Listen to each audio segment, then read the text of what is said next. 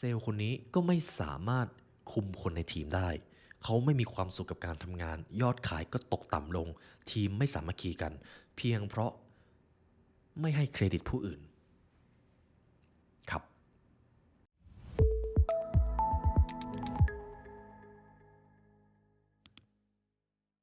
นิสัยบางอย่างที่อาจเคยทำให้คนประสบความสำเร็จในวันนี้มันอาจทำให้คนตกต่ำได้ครับเราจะมาพูดถึงหนังสือ What Got You Here Won't Get You There กันผมอยากให้คุณผู้ฟังลองนึกถึงวันหนึ่งคุณอยากประสบความสำเร็จคุณก็จะมีชุดความคิดหรือมีทัศนคติแบบหนึ่งจนกระทั่งวันที่คุณประสบความสำเร็จในระดับหนึ่งแล้วมันจะมีความเป็นไปได้สูงมากครับว่าบางชุดความคิดอาจจะกลายเป็นอุปสรรคที่ทำให้คนไปต่อไม่ได้ นี่คือสิ่งที่เราจะมาพูดถึงกันในวันนี้ครับในหนังสือ Omega 3 Effects ที่นายแพทย์เจมส์เซียร์สกับวิลเลียมเซียร์สได้เขียนนะครับมีอยู่เรื่องหนึ่งที่เป็นเหตุผลในการที่ทำให้ผมตัดสินใจดูแลสมองมาจนถึงทุกวันนี้และผมอยากจะนำบทเรียนนั้นมาเล่าให้ทุกท่านฟังครับเขากล่าวเอาไว้ครับว่าโอเมก้า3เป็นกุญแจสำคัญในการชะลอความเสื่อมของสมองช่วยสมองให้ทำงานได้อย่างมีประสิทธิภาพรวมไปถึงส่งเสริมความสามารถในการเรียนรู้ด้วยจัดระเบียบความคิดได้ดีขึ้นก็เป็นหนึ่งในสรรพคุณนั้นและที่สำคัญครับช่วยให้เรามีความสามารถในการควบคุมอารมณ์ได้สูงขึ้นซึ่งผมเองครับเป็นคนที่ให้ความสำคัญกับเรื่องของสมองและความคิดที่กระจ่างผมเลยเลือกทานโอเมก้า3ที่มีคุณภาพจากโอเมก้า3 Norway Daily จากแบรนด์ Quality ครับที่ผมฝากใจให้เขาดูแลสมองของผมเพื่อประสิทธิภาพการเรียนรู้ที่ไม่มีที่สิ้นสุดจาก Quality ทุกท่านสามารถดูรายละเอียดเพิ่มเติมได้ที่ www.clarity.asia/thelibraryomega3 หรือกดที่ลิงก์ข้างล่างได้เลยครับเดี๋ยวพวกเราจะวางไว้ให้ครับสำหรับหนังสือเล่มนี้จะมีพาร์ททั้ง2 อย่างที่สำคัญอย่างแรกครับชุดความคิดแบบไหนที่ทำให้เราเก่งขึ้นแต่อาจทำให้เราตกต่ำเมื่อถึงจุดๆหนึ่งอันนี้คือตัวแรกครับตัวที่2คืออะไรคือสิ่งที่เพียงแค่คุณไม่ทำคุณก็ดีขึ้นแล้วเรามาเริ่มที่พาร์ทแรกครับผมจะมีกรณีศึกษาหนึ่งอยากให้คุณผู้ฟังลองคิดภาพตามนะครับบางครั้งเราอาจจะได้เจอกันในชีวิตจริงคนเก่งที่มีปัญหาความสัมพันธ์ คนสำเร็จที่มีสถานะทางสังคมที่สูงแต่กลับต้องอยู่อย่างโดดเดี่ยวและหวาดระแวง คนที่มีความสำเร็จตามนิยามทางสังคมแต่ไม่มีความสุขในการใช้ชีวิตทั้งในด้านของสุขภาพ การใช้เวลารวมถึงความสัมพันธ์ที่มีความหมาย หรือถ้ากรณีที่ร้ายแรงหน่อยก็คือความสำเร็จของคนคนหนึ่งอาจไม่ใช่ความสำเร็จที่ยั่งยืน อาจจะวันนี้ประสบความสำเร็จแต่ในวันต่อไปความสำเร็จที่เขาได้มาตัวตนที่เขามีอาจทำให้เขาล้มเหลวก็ได้นี่จะเป็นกรณีศึกษาที่เราสามารถเห็นได้ครับและหนังสือเล่มนี้ทุกท่านจะเข้าใจครับผมจะมาเริ่มแบบนี้ครับคุณมาเชลโกลสมิธครับเขามีโอกาสได้ไปพบคนที่ต้องถูกนิยามว่าเป็นคนประสบความสำเร็จผู้บริหาร CEO ผู้ประกอบการนักกีฬาซึ่งคนเหล่านี้ครับเป็นคนที่มีชื่อเสียงในระดับโลกคุณมาเชลโกลสมิธเปรียบเสมือนโค้ชคนหนึ่งครับเป็นเมนเทอร์ในอีกแง่หนึ่งซึ่งเขาก็จะคอยดูว่าชุดนิสัยแบบไหนที่คนเหล่านี้มีเหมือนกันและก็ทำให้พวกเขาสำเร็จและล้มเหลวได้เหมือนกันตรงนี้น่าสนใจมากครับจนหนังสือเล่มนี้ได้เขียนออกมาเป็นอยู่4หลักการหลักการที่1 ชุดความเชื่อเหล่านี้จะเป็นต้นเหตุของกรณีศึกษาที่ทำให้คนสำเร็จไปต่อไม่ได้ ความเชื่อแรกครับ I have succeeded ความเชื่อที่ว่าเราเป็นคนที่ประสบความสำเร็จครับ สิ่งนี้น่าสนใจมากครับ ความเชื่อที่ว่าเราเป็นคนประสบความสำเร็จ ความเชื่อนี้ส่งอิทธิพลเชิงบวกในวันที่คุณต้องเดินหน้าไปหาความสำเร็จ แต่ในวันที่คุณเริ่มประสบความสำเร็จมาถึงระดับหนึ่งและคุณเห็นความจำเป็นบางอย่างที่คุณจะต้องเปลี่ยนแปลงตัวตนหรือเปลี่ยนแปลงนิสัยความเชื่อนี้คือหนึ่งในกับดักที่คนสำเร็จมักจะตกลงไปครับ I have succeeded ฉันเป็นคนที่ประสบความสำเร็จหรือฉันเป็นคนประสบความสำเร็จแล้วชุดความเชื่อที่2ฉันคือคนที่สามารถประสบความสำเร็จได้และฉันมั่นใจว่าฉันจะสำเร็จคุณผู้ฟังครับสิ่งที่น่าสนใจคือในคัมภีร์ความสำเร็จเรามักจะปลุกพลังใจด้วยคำกล่าวที่ว่าเราสามารถประสบความสำเร็จได้ซึ่งเป็นเรื่องที่ดีครับแต่ในอีกแง่หนึ่งมันอาจจะเป็นสิ่งที่พาคุณมาถึงตรงนี้ แต่จะพาคุณไปต่อไม่ได้หากคุณไม่เปลี่ยนแปลงชุดความคิดบางอย่างผมขออนุญาตอ่านตรงนี้ให้ฟังครับหนึ่งในความเชื่อที่อาจกลายเป็นอุปสรรคได้อย่างไม่น่าเชื่อก็คือความเชื่อที่ว่าฉันสามารถประสบความสำเร็จได้และฉันมั่นใจ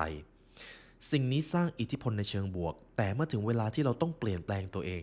ความเชื่อที่ว่านี้จะกลายเป็นอุปสรรคโดยเฉพาะอย่างยิ่งประโยคในทำนองที่ว่าดูประโยคตรงนี้ดีๆนะครับฉันประสบความสำเร็จได้เพราะเคยทำแบบนั้นดังนั้นอนาคตฉันก็จะทำแบบเดิมและฉันก็จะประสบความสำเร็จเพราะฉันทำแบบที่เคยทำคุ้นๆกับประโยคนี้ไหมครับนี่คือหนึ่งในประโยคที่อาจทำให้คนไปต่อไม่ได้และในขณะเดียวกันอาจทำให้คนที่อยู่ในช่วงเริ่มต้นความสำเร็จของชีวิตมาได้เพียงแค่จุดหนึ่งเท่านั้นทีนี้คุณผู้ฟังก็อาจจะสงสัยว่าแล้วเราควรจะต้องทำอย่างไรเมื่อเราเจอชุดความเชื่อแบบนี้ในตัวเองเดี๋ยวเราจะค่อยๆลงลึกและวิเคราะห์ไปด้วยกันนะครับ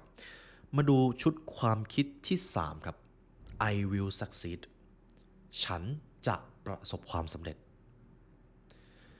ความเชื่อที่ว่าฉันจะประสบความสำเร็จหรือเราจะประสบความสำเร็จจริงๆเป็นความเชื่อที่ดีครับ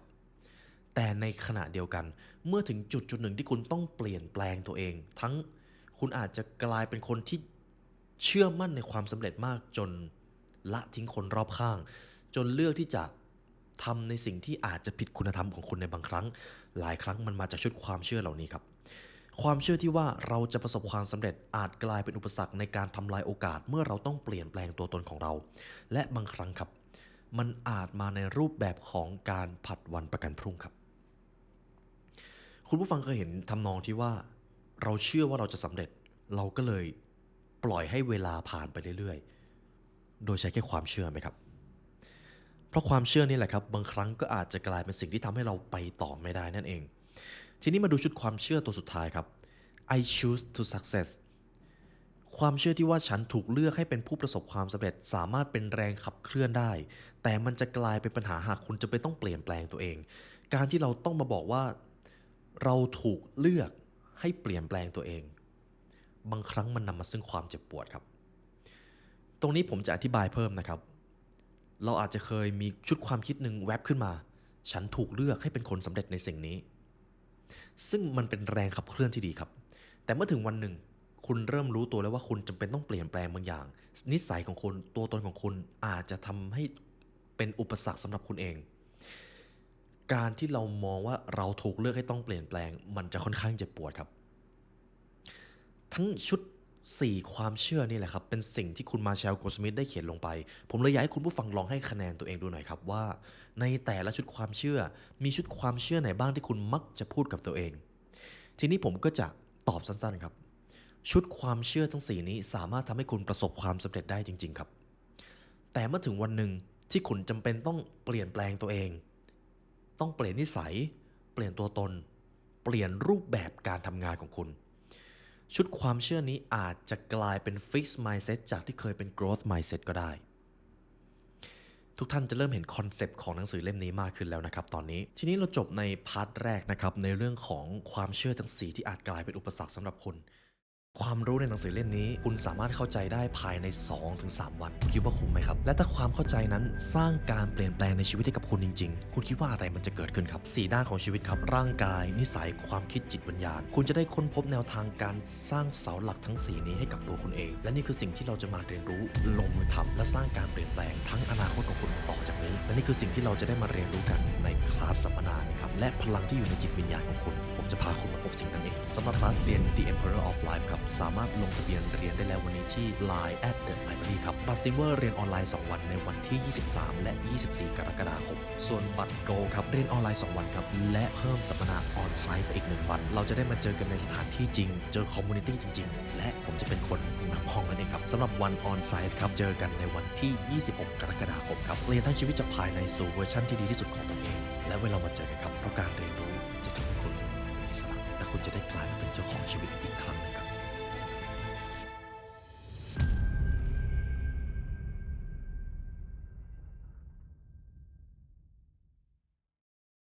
ทีนี้ผมจะพูดในส่วนที่2ในส่วนนี้น่าสนใจครับคุณคิดว่าคุณต้องทำอะไรบ้างครับคุณจะต้องรับฟังมากขึ้นคุณจะต้องคิดในเชิงบวกมากขึ้น คุณจะต้องเป็นคนที่สื่อสารได้ชัดเจนมากขึ้นเรารู้ว่าเราต้องทำอะไรแต่ในอีกแง่หนึ่งสิ่งที่น่าสนใจมากครับแล้วอะไรบ้างล่ะที่เพียงแค่เราไม่ทำทุกอย่างก็ดูเหมือนจะดีขึ้นแล้วชุดคำถามนี้ครับคือจุดเริ่มต้นในพาร์ท2ที่เราจะมาคุยกัน20นิสัยที่ won't get you there จะทำให้คุณไปถึงเป้าหมายของคุณไม่ได้ไม่ว่าเป้าหมายของคุณจะเป็นนิยามในเรื่องอะไรก็ตามนะครับลองมาทำเวิร์กช็อปกับผมแล้วกันครับต่อจากนี้จะเป็นนิสัยที่กำลังฉุดรั้งคุณผมอยากให้คุณผู้ฟังลองให้คะแนนตัวเองตามแต่ละข้อเลยนะครับแล้วดูว่าข้อไหนที่คุณให้คะแนนกับมันเยอะมากที่สุดเสร็จแล้วเดี๋ยวผมจะให้การบ้านไปครับว่าคุณจะแก้นิสัยนี้อย่างไรต่อไปนี้คือนิสัยที่จะทำให้คุณตกต่ำลงครับตามชื่อคลิปของคลิปนี้เลยนิสัยแรกครับ passing judgment การวิจารณ์ผู้อื่นด้วยการตัดสินผมจะมีกรณีศึกษาให้คุณคิดภาพตามนะครับคุณผู้ฟังเอาเรื่องราวอะไรบางอย่างไปเล่าให้กับคนใกล้ตัวเมื่อคุณเล่าจบเขาก็มักจะตัดสินอยู่เสมอว่าสิ่งที่คุณพูดนั้นมันดีหรือมันแย่เขามักจะตัดสินสารที่คุณสื่ออยู่บ่อยครั้งจนคุณเริ่มรู้สึกไม่ค่อยมั่นใจว่าคุณควรจะพูดคุยกับเขาอย่างไรคุณเคยเจอสถานการณ์ทำนองนี้ไหมครับการ passing judgment ครับก็คือการตัดสินผู้อื่นโดยไม่จำเป็นนั่นเองเขาบอกว่าการมองโลกผ่านกรอบถูกผิดดีหรือเลวแทนการมองเห็นความต้องการบางอย่างที่ไม่ถูกเติมเต็มนี่คือนิสัยที่ทำให้คนประสบความสำเร็จตกม้าตายครับเพราะเมื่อถึงจุดหนึ่งเขาจะไม่สามารถสร้าง trust กับผู้อื่นได้ดังนั้นหากคุณอยากเป็นคนที่มีภาวะผู้นำอยากจะเป็นคนที่สานสัมพันธ์เก่งอยากจะประสบความสำเร็จและให้ความสำเร็จมันยั่งยืนการเข้าใจนิสัยตัวนี้ตัวแรกสำคัญมากครับ passing judgment การไม่วิจารณ์ผู้อื่นด้วยการตัดสินในส่วนของการให้คะแนนครับหากคุณรู้สึกว่าคุณมีนิสัยนี้ในระดับที่สูงคุณทำมันบ่อยมากคุณก็แค่ให้คะแนนตัวเองเยอะหน่อยสมมติหากผมเป็นคนที่ชอบตัดสินผู้อื่นเวลาที่เขาเอาสารอะไรมาสื่อผมก็อาจจะให้8ให้9ให้10เลยแต่ถ้าผมไม่ค่อยทำผมก็อาจจะให้คะแนนตัวเองน้อยหน่อยอาจจะเป็น1 2หรือ3ผมอยากให้คุณลองให้คะแนนตัวเองนะครับนิสัยที่2ครับการพูดเมื่อมีอารมณ์โกรธนี่คืออีกหนึ่งนิสัยที่จะบั่นทอนความสำเร็จของคุณและเพียงแค่คุณไม่ทำนิสัยนี้ทุกอย่างก็ดีขึ้นแล้วครับการไม่พูดเมื่อมีอารมณ์โกรธผมอยากให้คุณผู้ฟังลองนึกถึงกรณีศึกษาจากประวัติชีวิตของพวกเรานะครับเคยไหมครับที่คุณเผลอระเบิดอารมณ์ใส่ใครตอนโกรธคุณอาจจะพูดอะไรสักอย่างและหลังจากนั้นคุณก็เสียใจในสิ่งที่คุณพูดแต่แล้วคุณก็เพิ่งมานึกได้ว่าสิ่งที่คุณพูดไปนั้นไม่สามารถเรียกกลับคืนมาได้ความรู้สึกของอีกฝ่ายก็เช่นกัน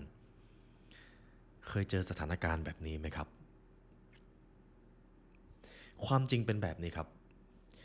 หากคุณโกรธแล้วคุณไม่พูดอะไรอย่างมากคนก็อาจจะมองว่าคุณกำลังตึงกำลังดึงหน้าแต่คุณจะไม่ทำให้ใครเสียใจเพราะคุณไม่ได้พูดอะไรออกไปผมเลยขออนุญาตอ่านตรงนี้ให้ฟังครับหากคุณปิดปากไม่พูดอะไรออกมาก็จะไม่มีใครรู้ความรู้สึกของคุณและที่สำคัญคือคุณก็จะไม่ไปทำร้ายความรู้สึกใครโดยไม่จำเป็นอันนี้นิสัยที่2ครับ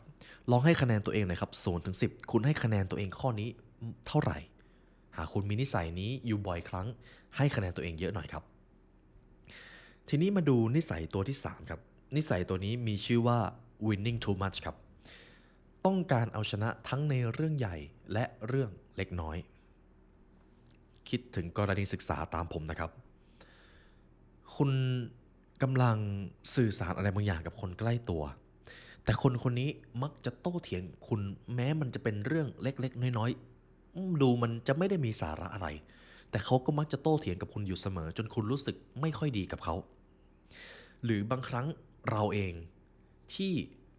มักจะไปขัดแย้งในเรื่องเล็กๆน้อยๆที่มันไม่ได้มีอิทธิพลอะไรกับชีวิตเลยและเราก็รู้สึกว่าความสัมพันธ์ของเรามันไม่ค่อยมีคุณภาพเคยเจอเหตุการณ์ทำนองนี้ไหมครับคุณเผลอทะเลาะกับคนอื่นอยู่บ่อยครั้งแม้จะเป็นเรื่องเล็กน้อย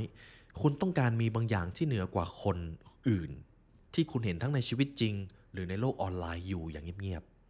ๆอันนี้แหละครับคือนิสัยของ winning too much หากเราต้องเถียงกับผู้อื่นมันอาจเป็นเพราะว่าเราต้องการอยู่เหนือพวกเขา ซึ่งนั่นก็คือการเอาชนะครับหากเรารู้สึกดีเวลาทำให้ผู้อื่นรู้สึกแย่นั่นก็เป็นหนึ่งในการเอาชนะหากเราเมินเฉยผู้อื่นเช่นการไม่รับฟังและทำให้เขาค่อยๆเฟดหายไปนั่นอาจจะเป็นหนึ่งในพฤติกรรมที่เราต้องการจะเอาชนะเขาในทางใดทางหนึ่งนิสัยนี้จะเกิดขึ้นบ่อยมากครับหากเราเท่าทันตัวเองแล้วรู้ว่ามันเกิดขึ้นในช่วงเวลาไหนผมอยากให้คุณลองให้คะแนนตัวเองนะครับ0 ถึง 10ให้คะแนนเท่าไหร่ทีนี้เรามาดูนิสัยที่ฉุดรั้งคุณตัวที่4 adding too much value ครับนิสัยนี้ผมชอบแนะนำมากจนเกินควรผมจะเล่ากรณีศึกษาให้ฟังนะครับมันจะมี2เหตุการณ์แรกครับคุณนำเรื่องราวหนึ่งไปนำเสนอกับเพื่อนแต่คุณยังพูดไม่ทันจบเลยเพื่อนของคุณก็ให้คำแนะนำคุณมาแล้วโดยที่เหมือนคุณยังไม่รู้เลยว่าเขาเข้าใจสิ่งที่คุณต้องการหรือเปล่าเคยเจอเหตุการณ์แบบนี้ไหมครับหรือถ้าอยากจะเข้าใจภาพมากขึ้นสมมติคุณผู้ฟังซื้อรถยี่ห้อหนึ่งแล้วคุณก็เอารถนี้ไปทำงานสักพักเพื่อนของคุณมาเห็นว่าคุณซื้อรถใหม่เขาเดินมาหาคุณแล้วก็ถามว่าทำไมคุณถึงไม่ซื้อรถยี่ห้ออื่นล่ะ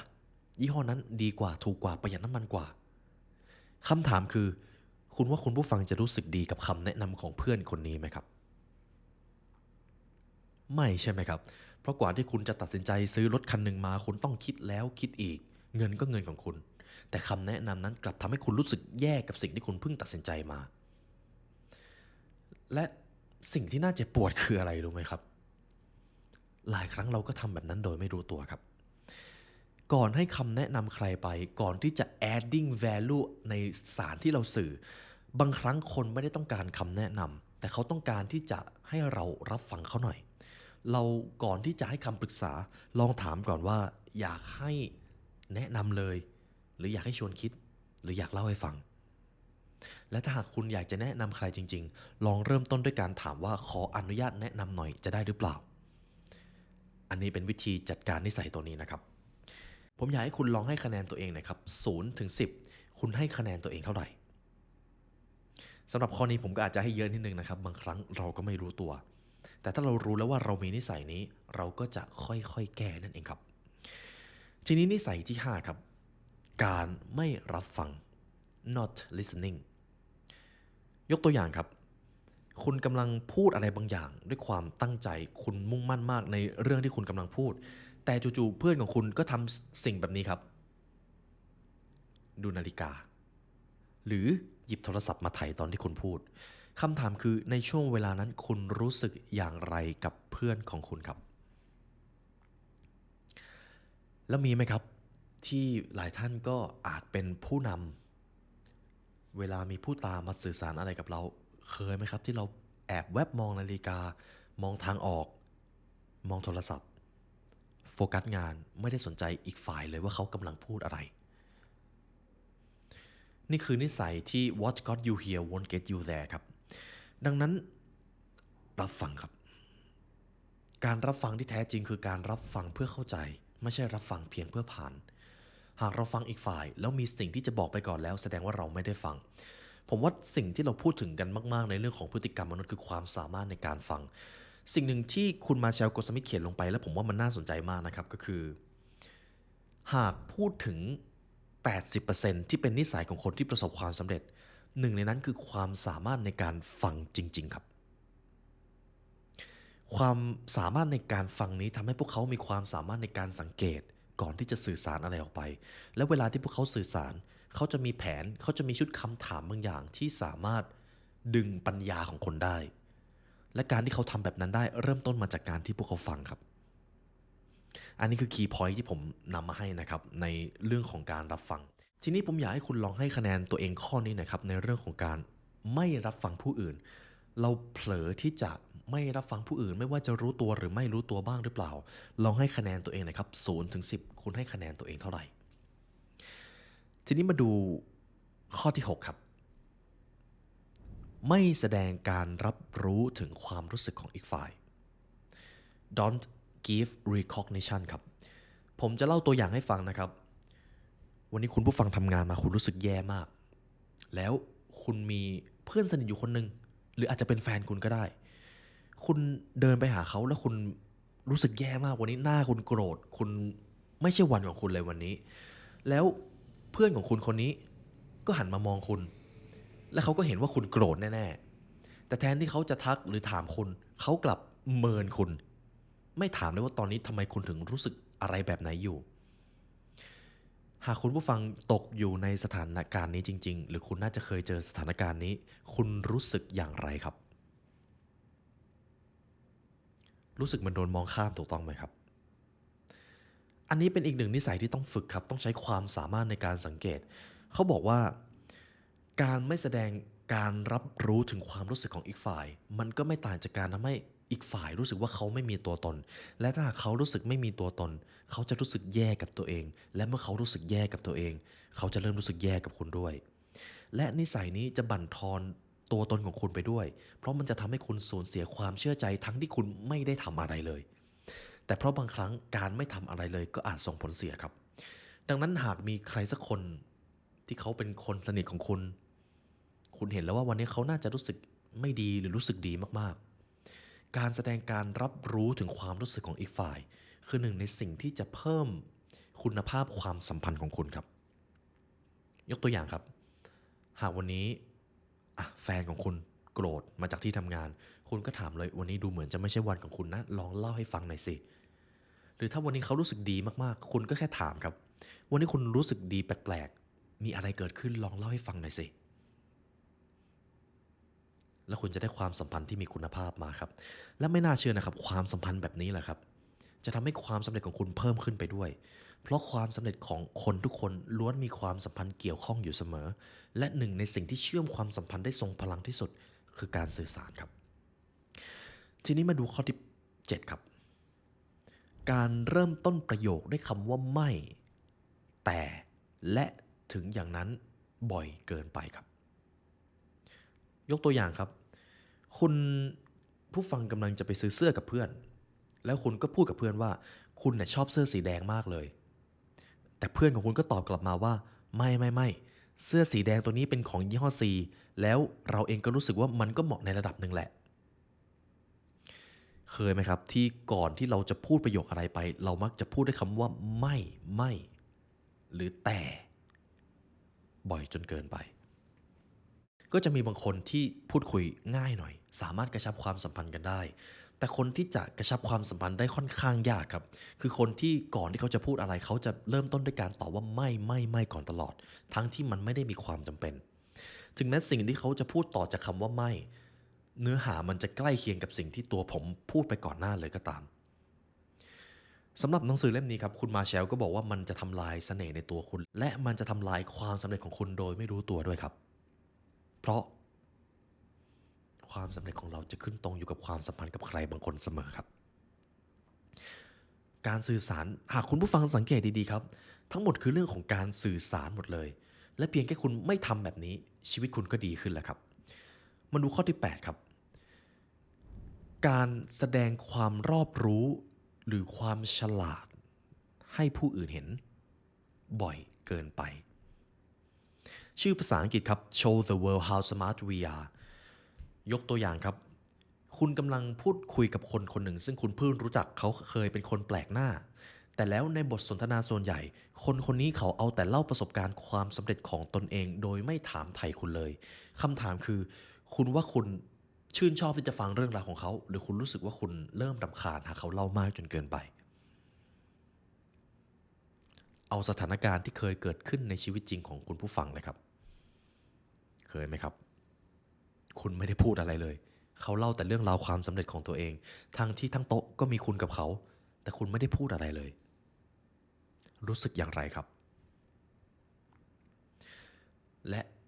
ถ้าผมทายนะครับคุณอาจจะรู้สึกแย่ และสิ่งที่ทำให้คุณรู้สึกแย่ก็คือนิสัยตอนนี้แหละครับ การต้องการแสดงความรอบรู้หรือความฉลาดมากจนเกินไป ดังนั้นลองไม่ต้องแสดงให้คนอื่นเห็นว่าเรารู้อะไรบ้าง เพราะถ้าเราเก่งในเรื่องใดเรื่องหนึ่งจริงๆเดี๋ยวชื่อเสียงนั้นจะเข้าถึงหูเขาเองครับนิสัยที่9ครับสนใจแต่อุปสรรคและความเป็นไปไม่ได้ตัวอย่างครับคุณกำลังมีไอเดียบางอย่างและคุณนำไปนำเสนอ แต่ทุกครั้งคนคนนี้หรือเพื่อนของคุณมักจะมองหาแต่เหตุผลที่ว่าทำไมสิ่งที่คุณนำเสนอมามันจะเป็นไปไม่ได้โดยที่ไม่มองโอกาสเลยคำถามคือหากคุณมีเพื่อนแบบนี้คุณจะรู้สึกว่าคุณอยากพูดคุยไอเดียกับเขาต่อหรือคุณรู้สึกบั่นทอนจิตใจตัวเองครับแน่นอนครับว่ามันจะรู้สึกแย่ถูกต้องไหมครับหนึ่งในนิสัยที่จะฉุดรั้งเราได้พอๆกันกับนิสัยอื่นๆก็คือการที่มองแต่ negative choice หรือทางเลือกที่มันเป็นไปไม่ได้นั่นเองนิสัยที่10ครับไม่แสดงการรับรู้ถึงความดีของผู้อื่นเลยในข้อก่อนหน้าอย่าลืมให้คะแนนตัวเองนะครับผมลืมทักสมมุติมีใครสักคนหนึ่งทำอะไรดีๆให้กับเราสิ่งที่เราควรคุยหรือพูดกับเขาคืออะไรครับเป็นคำสองคำที่ศักดิ์สิทธิ์ที่สุดครับขอบคุณหรือ thank you ใช่ไหมครับความจริงที่กฎข้อนี้สำคัญก็คือคุณเคยเจอใครที่ขอบคุณคนอื่นไม่เป็นไหมครับ ทุกท่านเชื่อไหมครับว่าตามความเป็นจริงของโลกใบนี้คนที่ไม่สามารถขอบคุณคนอื่นได้เขามักจะตกเป็นทาสอัตตาของตัวเองและสุดท้ายเขาจะไม่มีความสัมพันธ์ที่จริงใจกับใครเลยในชีวิตเพียงเพราะว่าเขาไม่ขอบคุณผู้อื่นหรือขอบคุณผู้อื่นไม่เป็นความจริงแล้วครับเราทุกคนสามารถขอบคุณได้ครับเพียงแค่พูดมันออกมาแต่อาจจะเป็นเพราะอัตตาหรืออีโก้ทำให้คนคนนั้นไม่สามารถแสดงสิ่งนี้ออกมาได้ และเพราะการตกเป็นทาสของอีโก้มันก็เลยกลายเป็นหนึ่งนิสัยที่ทำให้พวกเขาไปไม่ถึงจุดที่พวกเขาต้องการไปนั่นเอง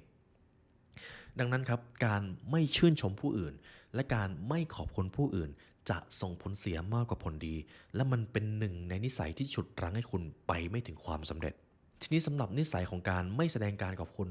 ลองให้คะแนนตัวเองดูนะครับ0ถึง10ให้เท่าไหร่นิสัยข้อที่11ครับการไม่แสดงความรู้สึกเสียใจเมื่อถึงเวลาที่ต้องทำหากคุณทำอะไรผิดและคุณรู้สึกเสียใจกับสิ่งที่คุณทำผิดพลาดสิ่งที่คุณควรพูดกับเขาคือคำว่าอะไรครับขอโทษใช่ไหมครับแล้วเคยเจอใครที่ขอโทษคนอื่นไม่เป็นไหมครับข้อนี้คุณอาจจะเจอได้บ่อยกว่าข้อที่แล้ว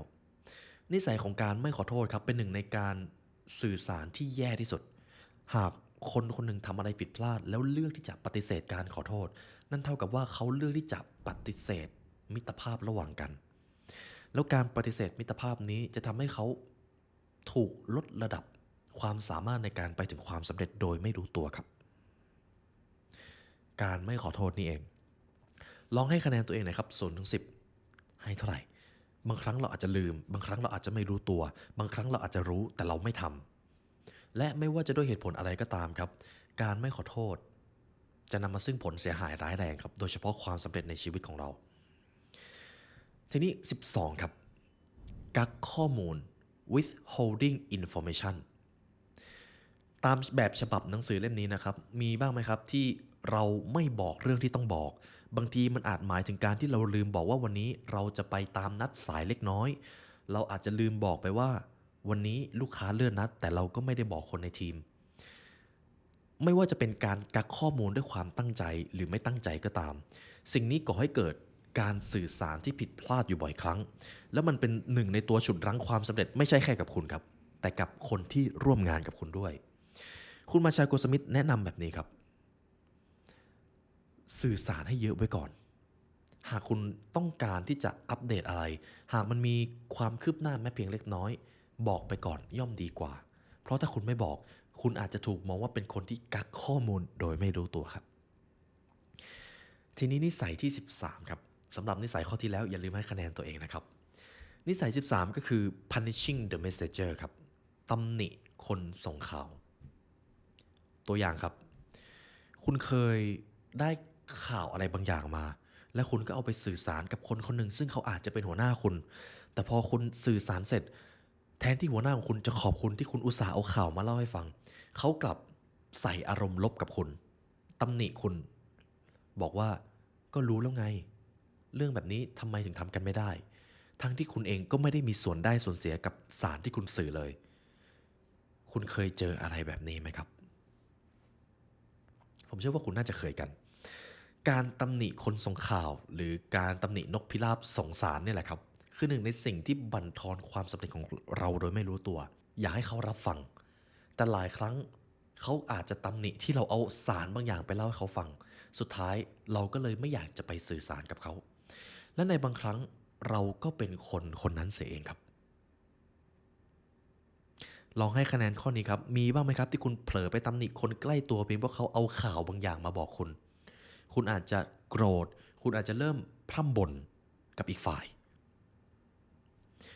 ทีนี้มาดูนิสัยที่ 14ครับ passing the buck ครับ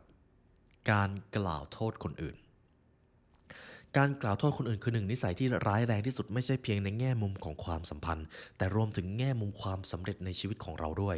การกล่าวโทษคนอื่นมันมีความหมายว่าเราโยนความรับผิดชอบที่เราควรจะรับไปให้ผู้อื่นและสุดท้ายแล้วเราจะกลายเป็นเหยื่อในชีวิตโดยไม่รู้ตัวและนี่คือข้อเสียของการกล่าวโทษคนอื่นครับตัวอย่างที่เรามักจะเจอได้ง่ายก็คือคุณเคยเห็นใครที่ไม่ว่าจะเกิดอะไรขึ้นเขาจะหาเหยื่อก่อนเสมอโดยที่ไม่ได้มองหาทางออกหรือเปล่าครับ และบางครั้งเคยไหมครับที่เราเองก็เผลอชี้นิ้วโทษสิ่งอื่นๆที่มันอยู่เหนือความรับผิดชอบของเราสิ่งเหล่านี้แหละครับคือสิ่งที่ทำให้เราไปไม่ถึงฝั่งฝันของตัวเองลองให้คะแนนหน่อยครับมีบ้างไหมครับที่เราเผลอโทษคนอื่น0เต็ม10ให้เท่าไหร่ครับทีนี้มาดูข้อที่15ครับ finding excuses หาข้อแก้ตัว การหาข้อแก้ตัวในที่นี้ครับไม่ว่าจะเป็นเหตุผลอะไรก็ตามตัวอย่างครับคนคนหนึ่งทำผิดพลาดอาจจะเป็นเรื่องงานแทนที่เขาจะบอกว่าเขาขอรับผิดชอบความผิดพลาดนี้เขาเรียกว่าชักแม่น้ำทั้งห้ามาโทษสิ่งนั้นสิ่งนี้แล้วก็แก้ต่างแก้ตัวในฐานะที่คุณเป็นคนนอกที่มองเข้าไปคุณรู้สึกว่าคุณศรัทธากับคนแบบนี้ไหมครับไม่ถูกต้องไหมครับการหาข้อแก้ตัวมาสายเพราะรถติด มันอาจจะฟังดูดีครับแต่นี่ก็คือข้อแก้ตัว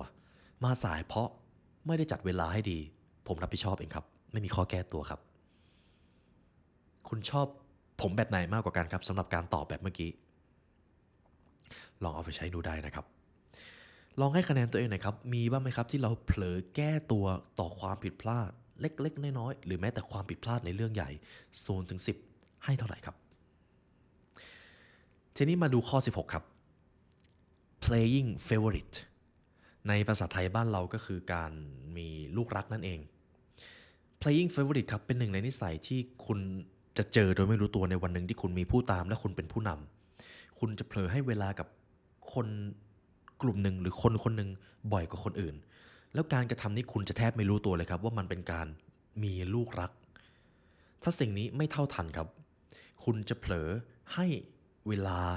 ให้ความคาดหวังที่ดีกับคนคนหนึ่งในขณะที่คุณทอดทิ้งคนอื่นและสิ่งนี้จะทำให้คุณสูญเสียความสามารถในการนำคนทั้งภาวะผู้นำความสำเร็จมันก็จะยั่งยืนน้อยลงครับมีบ้างไหมครับที่คุณเป็นผู้นำและคุณเผลอคุยกับคนคนหนึ่งบ่อยกว่าคนอื่นทั้งที่เขาเป็นคนในตำแหน่งใกล้ๆเคียงกันถ้ามีลองให้คะแนนตัวเองดูครับวิธีแก้นะครับให้เวลาอย่างเท่าเทียมกันหากคนหนึ่งรู้อะไรอีกฝ่ายเขาก็ควรที่จะได้รู้ด้วยนี่ก็คือหนึ่งในการแก้นิสัย withholding information หรือการกักข้อมูลด้วยนะครับลองให้คะแนนตัวเองครับ0ถึง10ให้เท่าไหร่นิสัยสุดท้ายครับไม่กระจายเครดิตให้ผู้อื่นหรือเอาเครดิตมาเข้าตัวเองนี่คือหนึ่งนิสัยที่มันอาจจะเกิดขึ้นโดยที่คุณรู้ตัวหรือไม่รู้ตัวก็ได้นะครับเวลาที่คุณทำอะไรบางอย่างสำเร็จแล้วมันมีตัวอย่างหนึ่งครับก็คือมีเซลล์คนหนึ่งเขาร่วมงานกับคนในทีมแล้วยอดขายของเขาประสบความสำเร็จจนวันหนึ่งเขาได้เลื่อนขั้นมาในวันที่เขาได้เลื่อนขั้นเขาก็มากล่าวสุนทรพจน์และเขาก็บอกว่าการที่เขาจะมาถึงจุดนี้ได้นั้นเขาเหนื่อยเขาเลือดตาแทบกระเด็นเขาทำงานหามรุ่งหามค่ำขนาดไหนแต่สิ่งที่เขาไม่ได้ทำเลยก็คือเขาไม่ได้กล่าวขอบคุณทีมงานเขาไม่ได้โยนเครดิตไปให้เพื่อนเลยจนท้ายที่สุดครับเซลล์คนนี้ก็ไม่สามารถคุมคนในทีมได้เขาไม่มีความสุขกับการทำงานยอดขายก็ตกต่ำลงทีมไม่สามัคคีกันเพียงเพราะไม่ให้เครดิตผู้อื่นครับและนิสัยนี้บางครั้งเราก็เผลอทำโดยไม่รู้ตัวบางทีผมก็เผลอทำโดยไม่รู้ตัวเหมือนกันครับลองให้คะแนนตัวเองกันครับว่า0ถึง10คุณให้เท่าไหร่วิธีแก้ง่ายๆครับ ในวันที่คุณสำเร็จคุณอาจจะได้ขึ้นพูดบนเวที คุณอาจจะมีหน้ามีตาในสังคม ยกเครดิตให้กับคนที่มีส่วนร่วมต่อความสำเร็จของคุณด้วย สิ่งนี้สำคัญมากครับ และนี่ก็คือ 17 นิสัยครับ เพียงแค่คุณไม่ทำทุกอย่างก็จะดีขึ้นแล้ว หากคุณอยากเรียนรู้เนื้อหาที่เข้มข้นลึกซึ้งกว่านี้มีเป็นซีรีส์ทุกท่านสามารถดูได้ในพรีเมียมคอนเทนต์ครับ เรามีทั้งตำราความสำเร็จตำราการพัฒนาตัวเองตำรา Good to Great ที่ตอนนี้เราเพิ่งทำเสร็จ หรือแม้แต่เรื่องจิตวิทยามนุษย์ ทุกอย่างจะถูกใส่ไว้ในพรีเมียมคอนเทนต์นะครับหรือถ้าคุณอยากจะเจอผมจริงๆสามารถดูได้นะครับว่าเราจัดสัมมนาในช่วงไหนบ้างสัมมนาทั้งในแง่ของวินัยชีวิตในแง่ของภาวะผู้นำเพราะสุดท้ายครับใน Original Content คลิปหนึ่งเราก็สามารถใส่เนื้อหาไปได้30 นาทีหรือ 40-50 นาที แต่ถ้าคุณอยากจะเข้าใจเนื้อหาอย่างเข้มข้นมีเฟรมเวิร์กและนำไปสร้าง transformation ให้ตัวเอง1 ชั่วโมงไม่พอครับเราเลยได้ทำเป็นพรีเมียมคอนเทนต์แยกออกมานั่นเองและสุดท้ายครับการเรียนรู้สิ่งเหล่านี้จะประหยัดเวลาชีวิตคุณไปไม่ใช่เป็นแค่ปี2 ปีครับแต่ประหยัดไปเป็น10 ปีคุณว่าคุ้มไหมครับการจ่ายเงินเพื่อเรียนและประหยัดเวลาชีวิตไปถึง10 ปีโดยที่คุณเรียนไม่ถึง3 ชั่วโมงด้วยซ้ำและทุกอย่างอยู่ในพรีเมียมคอนเทนต์ครับสามารถดูได้ที่ลิงก์ข้างล่างนะครับเดี๋ยวพวกเราจะวางลิงก์ไว้ให้และในวันนี้ได้เวลาอันสมควรแล้วครับทางผู้ร่วมงาน The Library เลยและตัวผมไลออนยุวสิงห์ขอกล่าวอำลาทุกท่านไปก่อนขอให้วันนี้เป็นวันที่ดีของทุกท่านครับสวัสดีครับถ้าคุณรักในการพัฒนาตัวเองครับทุกท่านโปรดกด Subscribe ให้ The Library เพื่อเป็นส่วนหนึ่งของ1 ล้านซับด้วยครับได้ไหมครับกดข้างล่างเลยครับ